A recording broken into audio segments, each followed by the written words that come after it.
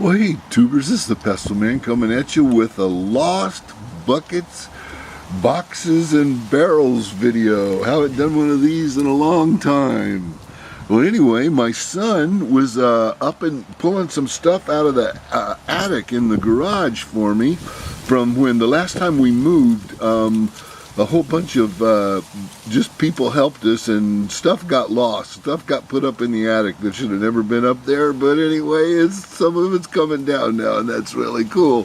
So I'm just going to go through these things kind of quick here. I've kind of sorted through them. One of the boxes that had all this stuff in it had a whole bunch of junk in it too, like maybe the bottom had fallen out of a box of artifacts, and someone had just like scooped it all up and thrown it in the nearest box or bucket, and basically that was a bucket of junk. I'm really happy these things didn't get tossed, but I'm just going to show off some things real quick here.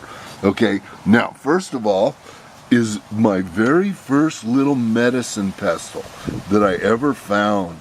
This is so cool. He was on the surface in a on the top of a mountain by an asphaltum seep, and it was a cow pasture, and a cow had kind of kicked the ground a little bit, and I could just barely see a little bitty edge of this rock like here, and it looked round, and so I dug it out.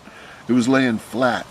It was a cool little thing. I've loved him. He was my very first medicine pestle. Cool thing. And then we've got some Hohokam axes that are almost exhausted that my son found, all of these between the ages of 8 and before he turned 10. And it was really remarkable to me because we'd go hunting out in Arizona, and you know, I've said this before, I never found a good grooved axe, ever. I found one, but it's like pathetically broken and refixed and reworked and just a fragmenty looking thing. But he'd find these things. He'd go, "Hey Dad, I found another one of these." And I'd be going like, "What? You did? Awesome!" It used to both amaze and perplex me and astound me at the same time. I had no idea, because I was hunting right beside him in the same areas, and I was looking for an axe so hard. But anyway, now this is basically, now this one over here, this monster Hohokam axe out of that black greenstone kind of stuff, I did not find. My buddy Russ found this one, and I swapped him that was back in the days when I disdained pottery, and I swapped him a pretty well complete little piece of pottery, Anasazi pottery that I had found, for this big whomperdinger.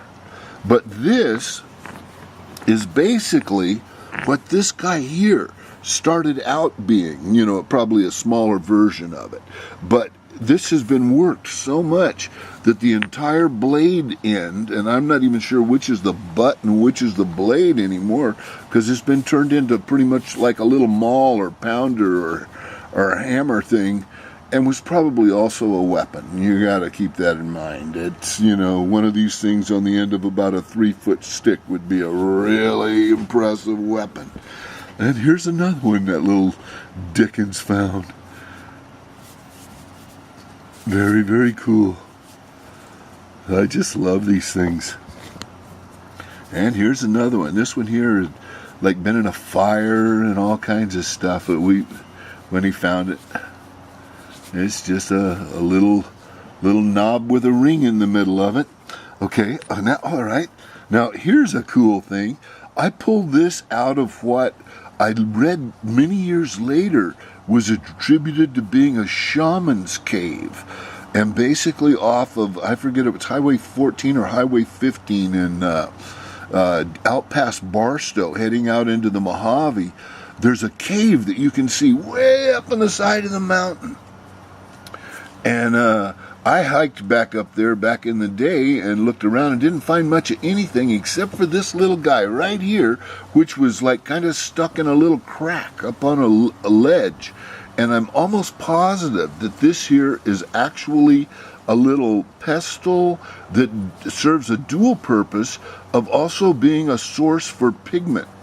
because like if you grind it this here, it's soft and it'll make a powder that's colored.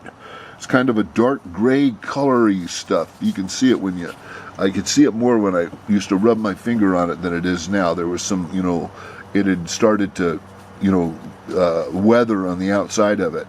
But I'm almost positive this is it's got little bitty kind of grindy groove marks all over it, where you could see that like the shaman had been grinding on it and they say that ceremonies were done in this cave up there, and I shouldn't have taken it knowing what I know now, but I didn't know that back then. It was just a cave to me.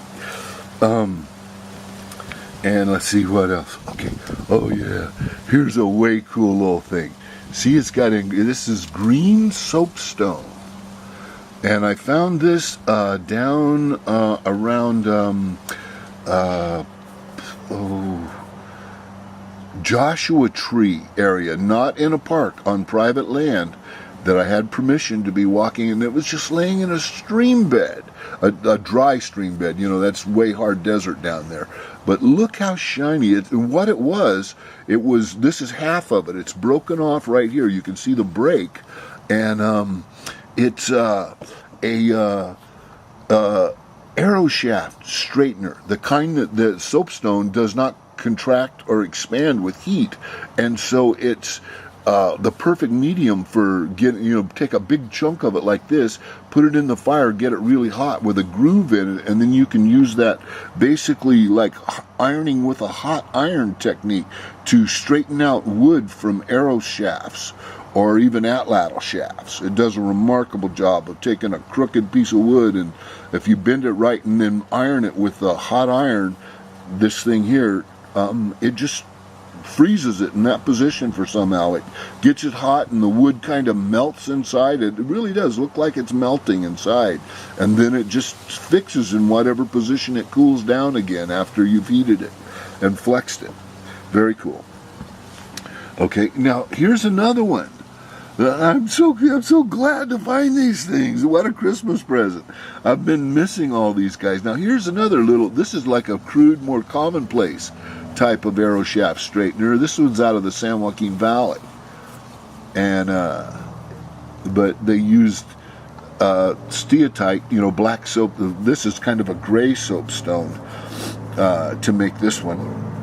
And, now here's another big chunk of that soapstone, and this here had been made into a thing called a comal, which was basically like a frying pan or hot plate that you'd put in the fire. This thing was probably, just a 10th or a 20th of the size of the original one, and it would have had a round hole in one end that they would stick a stick through like that and then lean it over to make it bind, and that's how they picked it up in and out of the fire.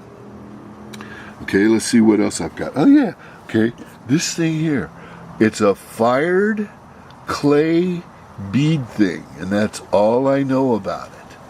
It's got a hole that, let's see, can I shine it? Yeah, see, it's got a hole that goes all the way through it, and I don't know it's awful big to be a bead, but I don't know what else to call it. Maybe it had some kind of purpose. It could have been like a spindle whorl, I guess. I don't know. All kinds of things. Okay. And here's a little... Oh, wait.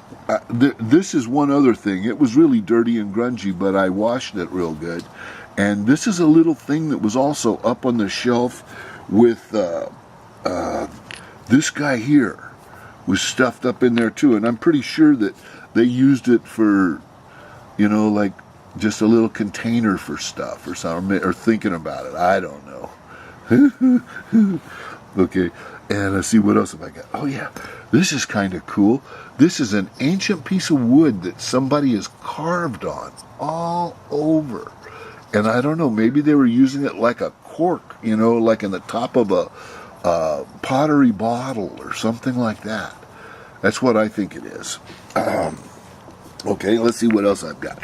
Okay, yeah, and out in Arizona, I found this old gold miner's cabin, or at least that's what I don't know, could have been a sheep herder's cabin, something like that. But it was all rotten and falling apart, and the timbers had all collapsed. And anyway, around the outside stem wall, which is, you know, right above where the, and in that stem wall, it was real high. It was about 3 feet of wall. The guy really wanted to be up out of the dirt. And then he built this cabin. He built like a square. I think it was only about 10 feet by 12 feet. But it was a little rectangle of wall, like he was almost going to build him a rock house. And then he, I don't know, got tired of lugging rocks and, you know, put down a floor with floor joists and stuff, and built his cabin on top of that. But some of these things out here, like 3 or 4 of them, were in that stem wall. And I pulled them out. There was another 3 or 4 back in there, but they were kind of mortared in a little better than these were, and I didn't want to mess with them. I didn't want to take it apart or anything.